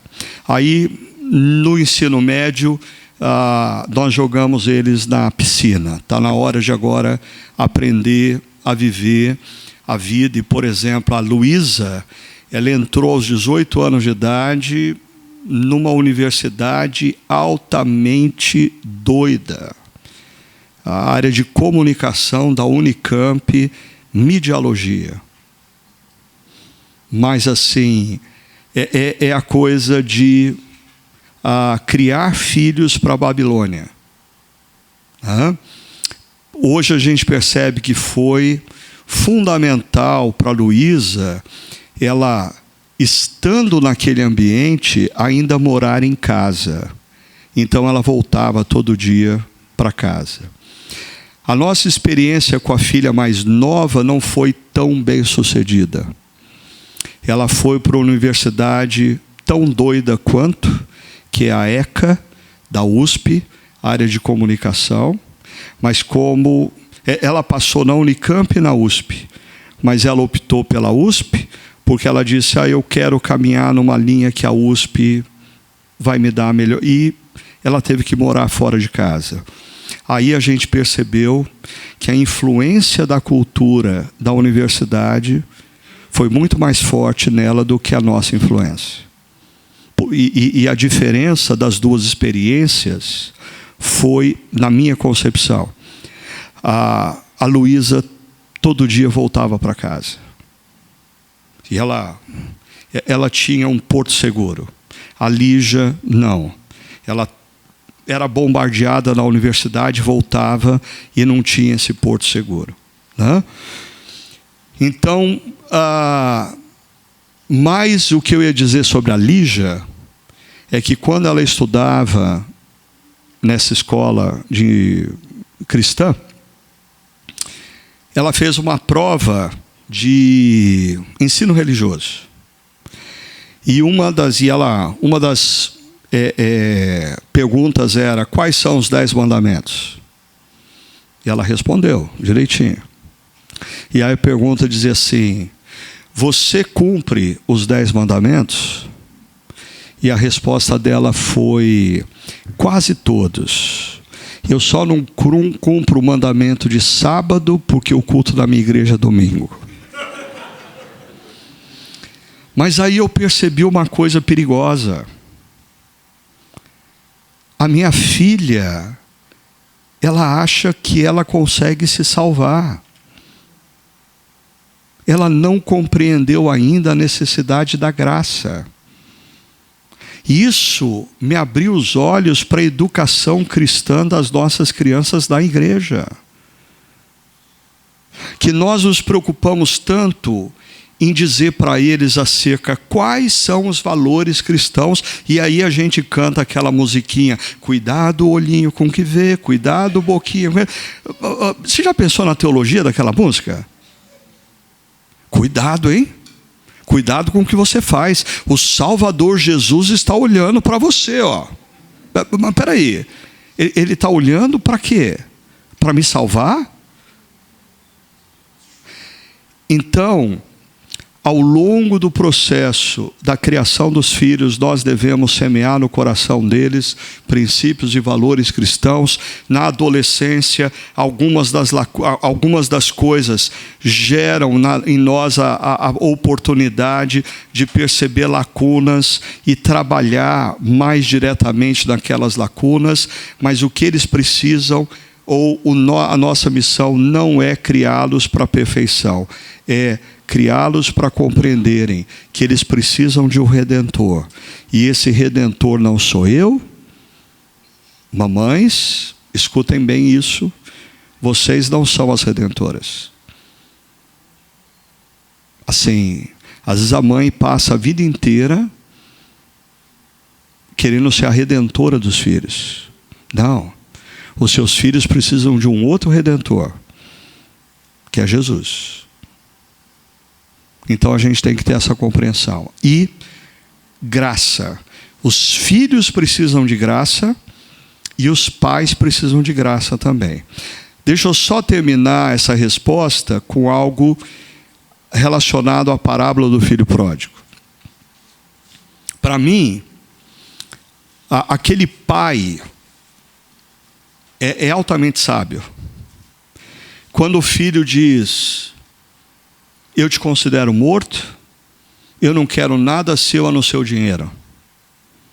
aquele pai deixa o filho ir, e eu não vejo aquele pai dizendo para o filho assim: ei, peraí, antes de você ir, você vai quebrar a cara, você vai se dar mal com isso que você está fazendo. Não. Se ele fizesse isso, o último lugar que aquele filho pensaria em voltar quando ele quebrou a cara seria para a casa do pai. Aquele filho volta para a casa do pai, porque o pai, talvez a última imagem que o pai deixou na mente dele foi de amor e acolhimento. Então, quando os nossos filhos crescem e caminham por onde a gente não gostaria que eles caminhassem, cuidado com as palavras. Não é hora de dizer: você vai se dar mal, você vai quebrar a cara, esse caminho que você está tomando vai fazer a sua vida infeliz. Porque a hora que isso acontecer, eles não vão querer voltar para você. Então, muitos de nós vamos viver a experiência de Lucas 15. Do filho que vai para a terra distante, a gente fica com o coração apertado. A única coisa que a gente tem para fazer é orar e toda manhã dar uma olhada na estrada para ver se ele está voltando. E esperar. Mas mantenha a imagem da graça na relação. Meu filho, minha filha, não existe nada que você faça que vai diminuir o meu amor por você. Saiba disso. E espera voltar. E espera voltar do almoço, né? Hã? Você manda. Uma pergunta foi: se 70% dos evangélicos podem estar com efeitos secularizados, a pergunta foi: a igreja falhou no ensino, alguma coisa que a gente fez de errado? E a segunda pergunta é: a tecnologia, ela tem que ser extirpada da vida da criança, ou é um uso, um mau uso, um tempo de uso? Qual é a sua percepção da leitura dessa tecnologia? Bom,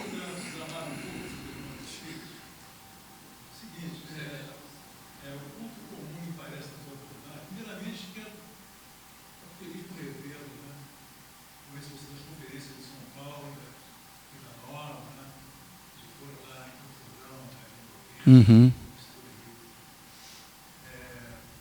Seguinte, há uma tensão na questão do secularismo e a questão da cosmovisão cristã. Uhum. Uhum. O tempo todo. E nessa tensão, você demonstra que nós estaremos perdendo a batalha. Os pais, os avós, o secularismo. E do ponto de vista espiritual também estaremos perdendo a batalha, porque não teorizamos. Nós não prevemos, não antecipamos, temos a preeminência, tempo vindouro da eternidade. Você colocou isso ontem. Uhum. Lembra? Você fala sobre a questão da impossibilidade nossa de enfrentar o secularismo. Então a pergunta é: a igreja está perdendo a batalha? Essa é a questão. Mas aí você sintetiza, você diz: agora chega e fala o seguinte: olha para Cristo. Eu não acho, eu acho que assim, a igreja, primeiro, quando a gente faz a pergunta, os cristãos estão secularizados, é culpa da igreja? Na vida a gente sempre está procurando alguém para botar a culpa, né? A gente tem que botar a culpa em alguém. Sim, o casamento não deu certo, eu tenho que arrumar um culpado, porque eu não vou carregar culpa. Os filhos, a criação dos filhos não está dando certo, a culpa é da cunhada, a culpa é do avô. Eu preciso colocar a culpa em alguém. Por quê? Porque é muito mais difícil eu assumir a responsabilidade e dizer assim: eu não sou um cristão secularizado porque a igreja falhou. Eu sou um cristão secularizado porque eu, como cristão, não fiz o que eu deveria fazer como discípulo de Cristo.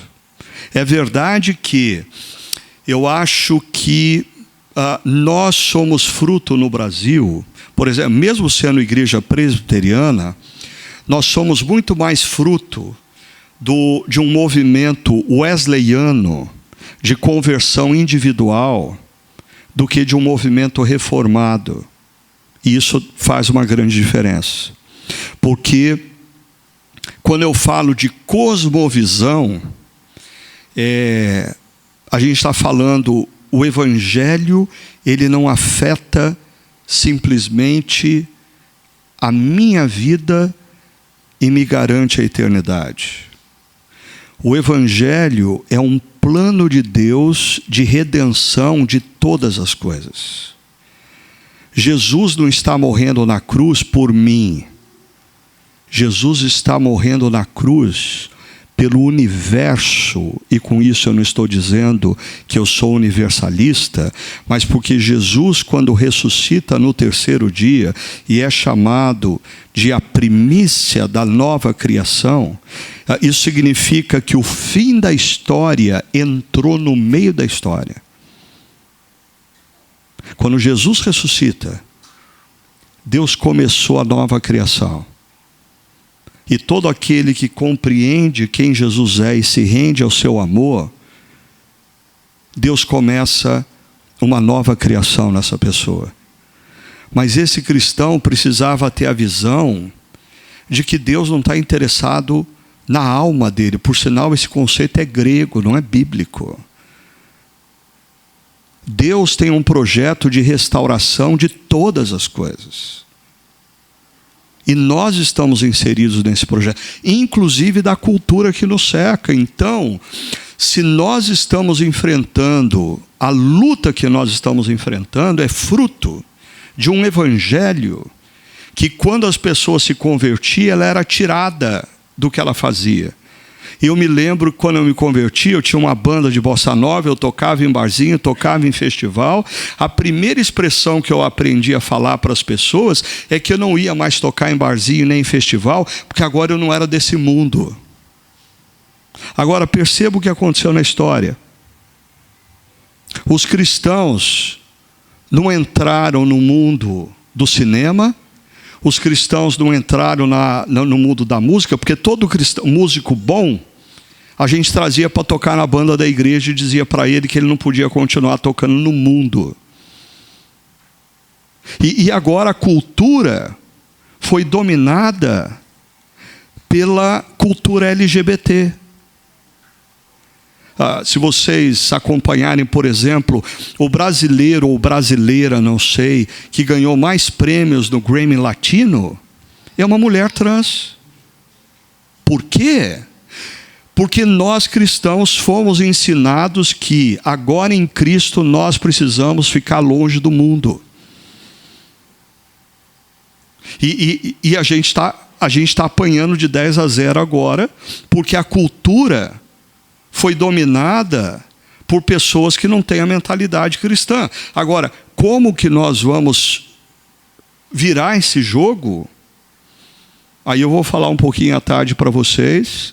Na minha visão, como Daniel é o paradigma para a missão nesse tempo. Porque nós estamos na Babilônia. A Babilônia, a imagem que um professor de filosofia da Universidade de Boston uma vez trouxe para mim, ficou muito clara. Assim, imagina uma cidade fortificada. Durante séculos, a igreja dominava a cultura.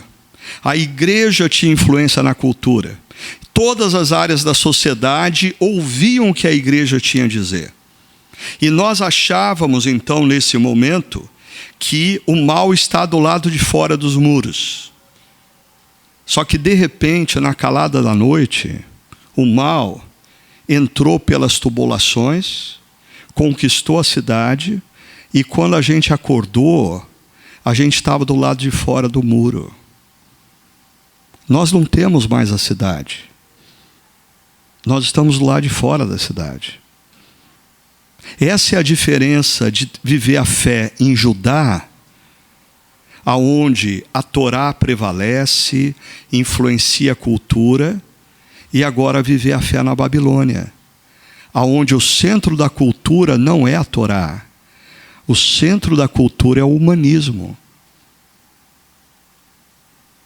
E como uma igreja vai formar crianças e adolescentes para se tornarem Daniéis nessa cultura? Esse é o desafio. Como que pais vão criar seus filhos? Porque não adianta você botar o bicho na redoma. Fala assim, não, ele não vai mais se relacionar com isso. Assim, você está andando no shopping center, vê dois homens andando de mão dada, você bota assim, a mão no olho dele e fala assim, filho, olha para cá, olha para cá. Assim, eles vão viver nesse mundo. Os amigos deles vão se casar e eles vão ser convidados para o casamento dos amigos. Os amigos dele, que eles cresceram e era homem quando criança, vão ser mulher na vida adulta. E não adianta a gente achar que a missão da igreja é pegar o mundo e trazer de volta para o que era 100 anos atrás. Não vai voltar, porque uma coisa adiantando matéria, que é interessante, o povo de Israel vai para a Babilônia e os falsos profetas dizem assim, vai durar pouco, vocês vão voltar logo. E aí Jeremias vem e diz assim, não, Deus mandou vocês para a Babilônia. É na Babilônia que vocês têm que fazer a missão. É na Babilônia que vocês têm que cultivar a terra, plantar, têm que construir casas, têm que casar. Deus nos mandou para a Babilônia para a missão. Então, assim, a solução não é tirar o mundo da Babilônia. A solução é descobrir como fazer missão na Babilônia.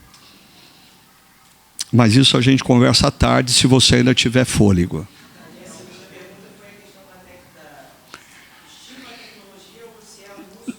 Não, assim, o pessoal que me conhece, a turma na minha igreja, sabe que assim, eu sempre fui amante da tecnologia. Tudo que sai novo, eu vou aderir, né? Eu sonho com a possibilidade de ter uma tela atrás de mim, que eu não uso mais o dedo para clicar, mas que eu mudo as peças na tela. Eu sonho com a possibilidade de fazer uma pregação na qual eu programe a IA para ser um ateu, pensar como um ateu, falar como um ateu, e eu faço as perguntas para a IA sobre elementos da fé cristã, e aí eu abro a Bíblia e vou responder a IA o que a Bíblia diz a respeito disso. Então, acho que assim, a gente não pode abandonar a tecnologia, mas a gente precisa perceber que, especialmente crianças e adolescentes, eles não estão preparados para lidar com o que a tecnologia oferece. Assim, tem crianças sendo induzidas ao suicídio conversando com IA. Então, esse negócio é coisa para gente grande. Então, restringir o uso, sim. A ter sabedoria no uso, dizer, não, nesse momento a gente... E eu acho que é papel da igreja resgatar os relacionamentos.